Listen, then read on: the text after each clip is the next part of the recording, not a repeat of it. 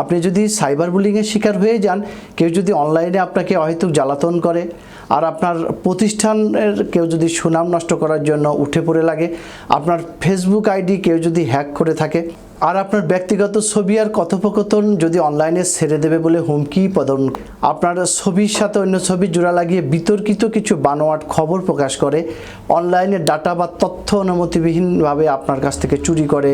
ধ্বংস বা ক্ষতি সাধন করে, কাউকে মারধর করে তা ভিডিও ধারণ করে তা অনলাইনে ছড়িয়ে দেয়, কিংবা কোনো কিশোরী বা যুবতী বা নারীকে শ্লীলতাহানির চেষ্টা করে তার ভিডিও ধারণ করে তা অনলাইনে ছড়িয়ে দেওয়া হয়, কিংবা অনলাইন ই কমার্সের নামে ভুয়া পেজ খুলে খারাপ পণ্য বিক্রির নামে হয়রানি করা হয়,